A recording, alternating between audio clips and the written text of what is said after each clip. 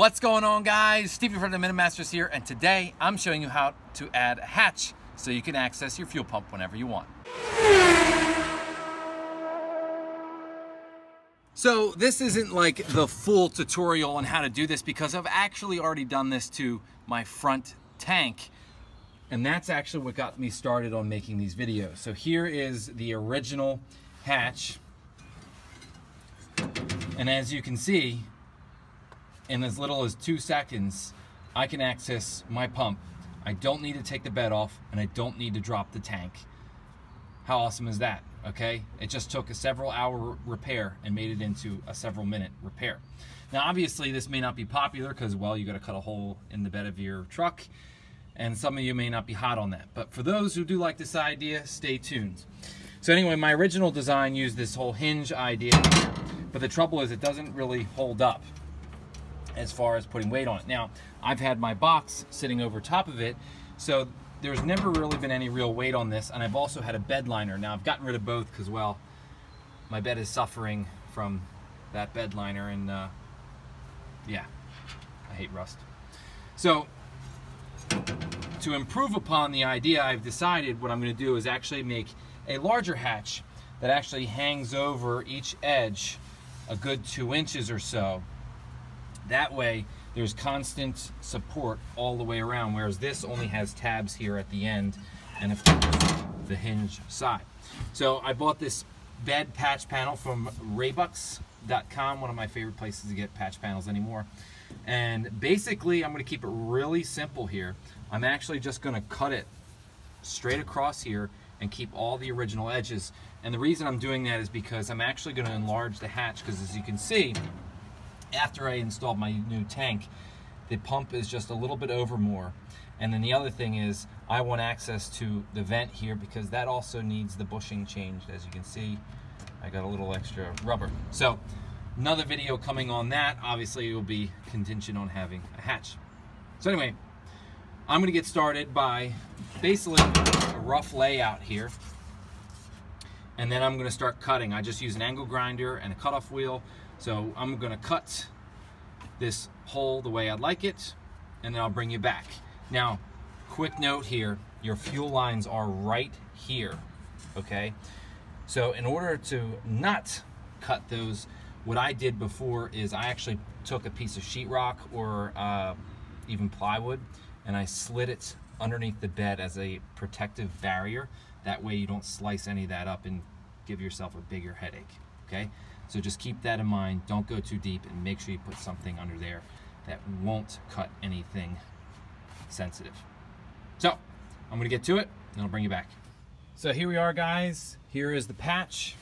As you can see, it looks pretty good, if I do say so myself. So like I said, I just cut that patch panel end off right there, and I have my perfect, I guess you could say, rectangle-ish. Now, one thing about patch panels, when you lay them over top of something, the dimensions don't quite line up. And what I mean by that is these are usually meant to be butt welded, and they usually fit better as such. Now this one's pretty close, as you can see, but when you lay it on top, it tends to not sit as well. So what I did to help alleviate that problem was I actually took off a little bit at the end. Basically, it was a part that would have gone over and went down. It was holding it up. Otherwise, this actually sits really, really flat. And the cool thing is, compared to the previous hatch, there we go, 170 pounds. Okay? Not that anybody's going to stand directly on top of this, especially since my box will go back over top of it, but it's nice knowing that it has that extra security. So the next step here is to drill holes and install rivet nuts. Now, if you're not familiar with a rivet nut, this is what it is right here. It is a rivet, okay, but it's threaded so that we can use these machine screws. This is the tool right here. I bought this one on Amazon for like $40, and so far it works pretty well, okay? So instead of tacking the very far corners, okay, I'm actually gonna go down in the nearest valley. That way anything that comes into the truck doesn't have to hit something that's sitting up too high. Now you probably laugh, well, the thing sits up really high as it is. Well, that is true. But see, this hatch I used to put things in the bed all the time, and it never really snagged on those hinges. It normally took something really heavy, and that was really it. It wouldn't snag any of the edges that would pop up a little bit. So that's what I'm going to do here, and then I'll bring you back for the rest. So here we are, guys, the finished fuel pump access hatch. And man, does it look a lot cleaner than that old one. A lot more streamlined too. So think about it. Your pump fails for some odd reason. The stupidest is that little float in there fills up with gas and sinks to the bottom.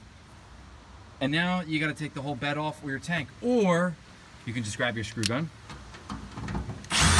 One screw, two screws, three, four. Collect your screws, and voila. Complete access to your fuel pump. And not only your fuel pump, but the lines, the harness, and the vent. That to me is cool. That's what makes this totally worth it. Not to mention, like I demonstrated earlier, this thing will support all of the weight. Okay? And all you have to do differently is paint this, undercoat the other side, and you're good to go as far as rust. So guys, I hope the mod speaks for itself, okay? I mean, I just did it right in front of you. That was like 10 seconds, right? So definitely consider doing this because all the other ones just take too long.